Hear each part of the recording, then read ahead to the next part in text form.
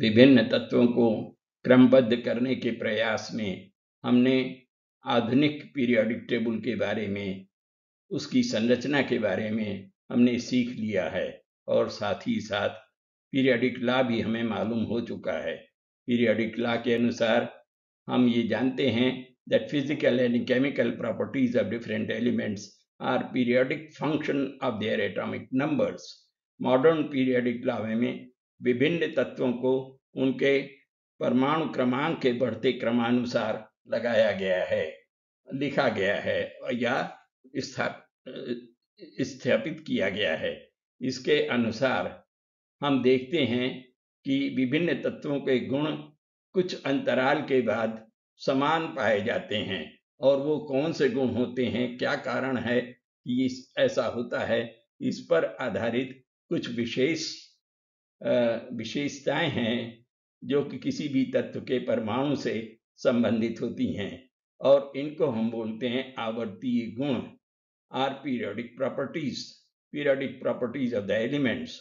और ये आवर्तीय गुण का उपयुक्त ज्ञान होने से हम बड़ी आसानी से पता लगा सकते हैं कि वह तत्व किस प्रकार के बंध दूसरे परमाणु से बनाएगा या किस प्रकार की अभिक्रिया कर सकता है।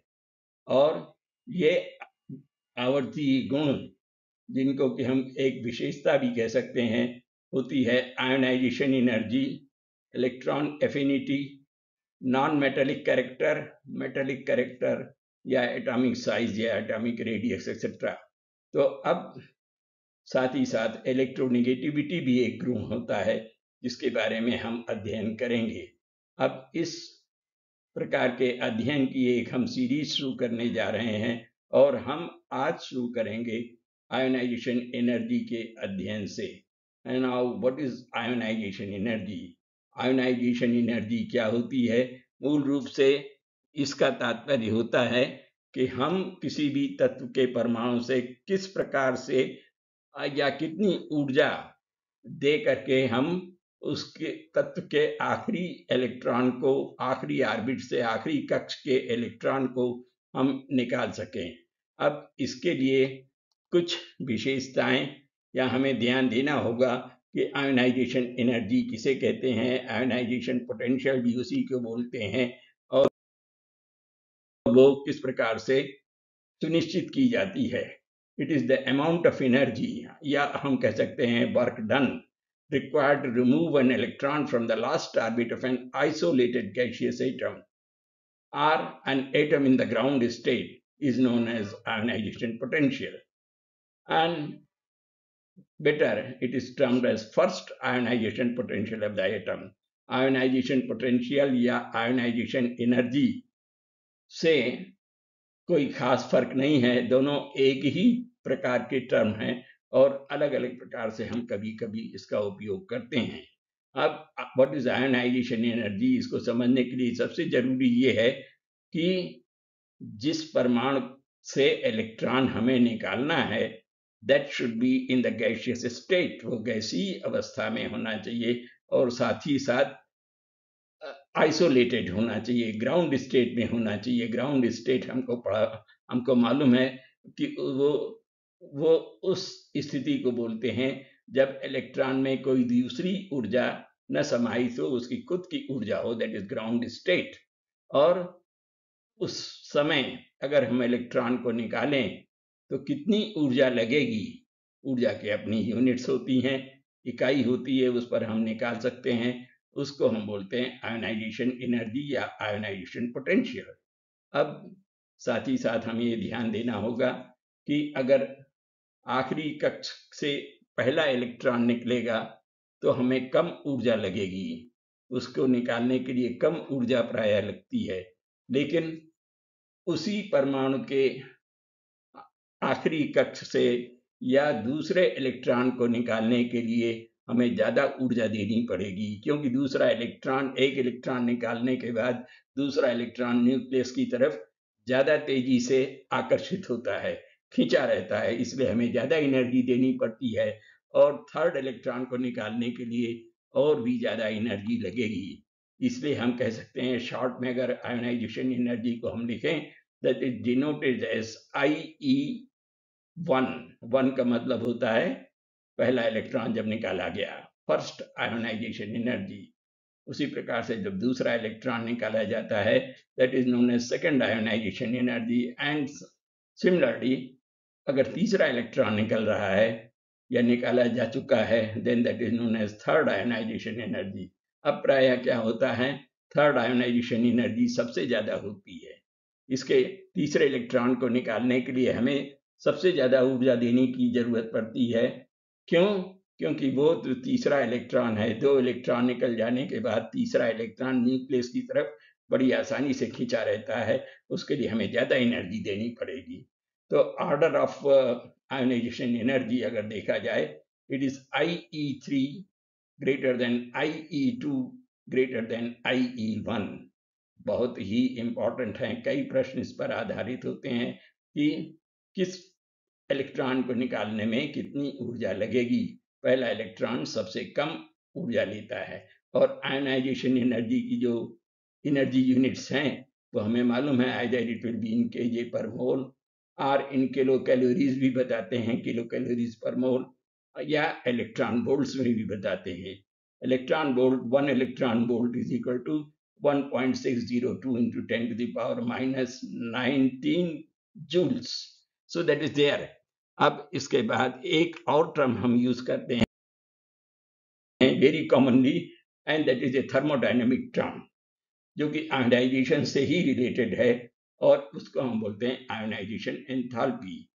आयोनाइजेशन एंथैल्पी हमेशा पॉजिटिव होती है, और इसको इस प्रकार बताते हैं, delta H E. E means ionisation enthalpy, IE बोलना चाहिए actually, and it is always positive. क्योंकि हमें एनर्जी देना पड़ता है, इसलिए इसकी वैल्यू पॉजिटिव होती है।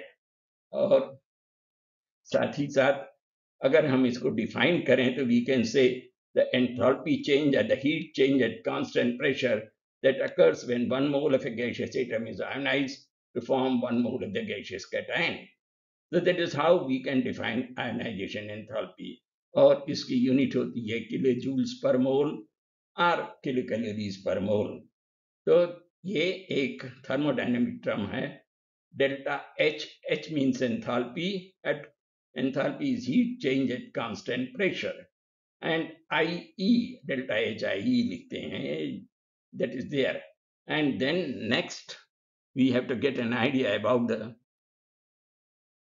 factors which affect the values of ionization energy. हर तत्व की वैल्यूज आयोनाइजेशन एनर्जी हम kJ पर मोल में निकालते हैं, या दूसरी यूनिट्स में भी हम निकाल सकते हैं। तो उसकी किन बातों पर उसका वैल्यू या उसकी जो लिमिट है किस पर निर्भर करती है। प्रायः नंबर 1 है साइज ऑफ द एटम और द एटॉमिक रेडियस। अगर एटम बड़ा है तो आयोनाइजेशन एनर्जी कम होगी। क्यों कम होगी? क्योंकि वो न्यूक्लियस से अधिक दूर रहता है, और न्यूक्लियस की तरफ उतना ज्यादा आकर्षित नहीं रहता, इसलिए आसानी से इलेक्ट्रॉन निकल जाएगा, या कम ऊर्जा देनी पड़ेगी इलेक्ट्रॉन को निकालने के लिए। So larger the size, smaller is the ionisation energy. ध्यान दें, number of electrons in the inner shell. अब आउटर ऑर्बिट के पहले कई शेल्स हो सकते हैं, उसमें कितने इलेक्ट्रॉन हैं इस पर भी आधारित होता है। और अक्सर ऐसा भी किन्हीं तत्वों में पाया जाता है कि जो भीतर के इलेक्ट्रॉन्स हैं वो बाहरी कक्ष के इलेक्ट्रॉन को अंदर आने से बाधा पैदा करते हैं, रोकते हैं, and that is known as shielding effect. The number of electrons in the inner shell, more number of electrons result in shielding effect for the electrons in the outer valence set. Thus, जिसके कारण क्या होता है, it results into lower ionization energy.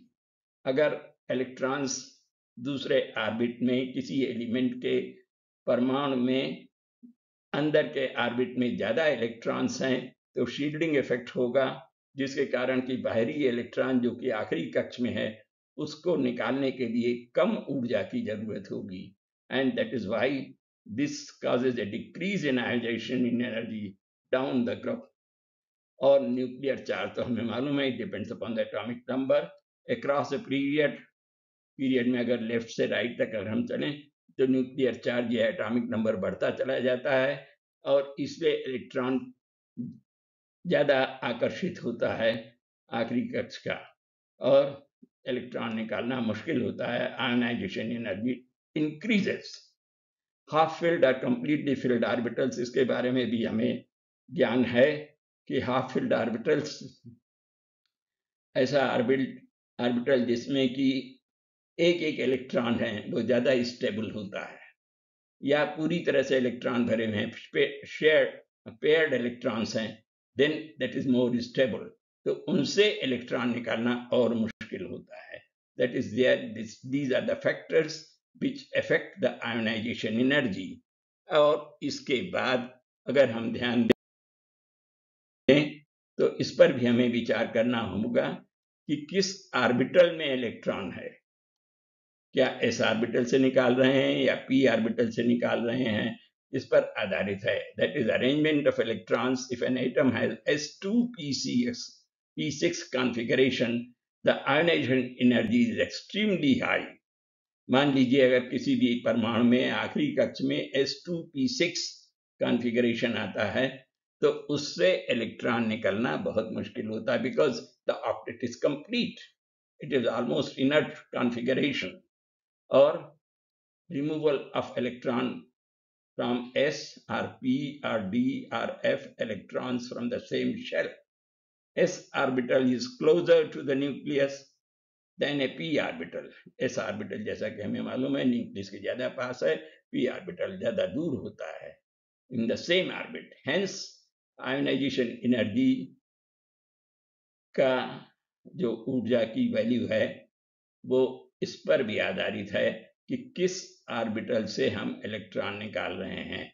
s orbital is greater than p is greater than d and finally f से कम ऊर्जा लगती है। s orbital से इलेक्ट्रॉन निकलना है तो ज्यादा ऊर्जा लगेगी। So trend in ionisation energy across the period तो यही है कि across the period ionisation energy बढ़ती जाती है, लेकिन कहीं कहीं पर परमाणु की संरचना पर आधारित कहीं पर ब्रेक्स भी पाए जाते हैं। इसका कोई खास नियम तो यही है कि जैसे जैसे न्यूक्लियर चार्ज बढ़ता चला जाएगा आयोनाइजेशन एनर्जी ज्यादा होती चली जाएगी। लेकिन अगर क्लोज सेल स्ट्रक्चर है, जैसे अब देखें थर्ड पीरियड में lithium, beryllium, boron, carbon, nitrogen, oxygen, fluorine and neon, ये हमको मालूम है। उदाहरण के लिए हम एक एग्जाम्पल दे रहे हैं यहाँ पर।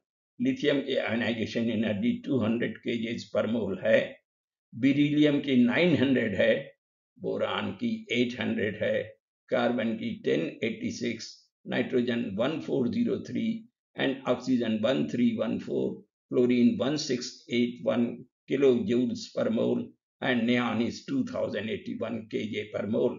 तो अब अगर हम देखें तो यहाँ पर जो ट्रेंड है बेरिलियम के केस में कुछ अपवाद हो गया है। It is exceptional. Why? Because beryllium has atomic number 4, 1s2, 2s2, that is completely filled orbitals are there, s orbitals, तो इसकी आयोनाइजेशन एनर्जी ज्यादा है। फिर बोरान के 5 हो गया तो ये कम हो जाती है। And here if you come to nitrogen after carbon, we find that nitrogen has 3 half-filled electrons.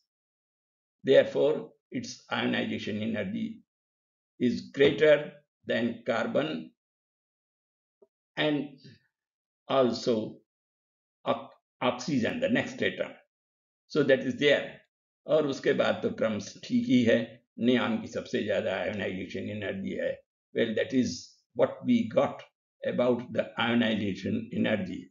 अब इसके बाद हमें ये भी जानना होगा कि एक यूनिट है जिसको हम बोलते हैं इलेक्ट्रॉन वोल्ट। इलेक्ट्रॉन वोल्ट क्या होता है? It is a unit of energy like joules, kilo joules, and 1 electron volt is equal to 1.602 into 10 to the power minus 19 joule. It is a unit of energy, specifically the amount of kinetic energy gained by a single electron when it is accelerated through an electric potential difference of 1 volt.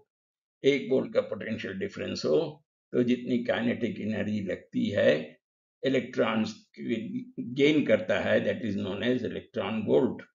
And of course it is commonly used in atomic, nuclear, and particle physics to describe the energy level of the electrons and the other subatomic particles. Joule तो हमें मालूम है, it is a standard unit of energy in the International System of Unit, SI unit. तो ये तो कुछ बातें हुई जी कि आयनाइजेशन एनर्जी के बारे में हमको जानना आज जरूरी है, और इस पर अगर हम ध्यान देंगे तो विभिन्न प्रश्नों को, चाहे वो ऑब्जेक्टिव टाइप हो या अलग प्रकार का भी क्वेश्चन हो, ऐसा रीजन हो या कुछ भी हो, हम बड़ी आसानी से इन बातों पर ध्यान रखते हुए उसके सही उत्तर दे सकेंगे. Okay, thank you. Please do subscribe to our channel. Thank you very much.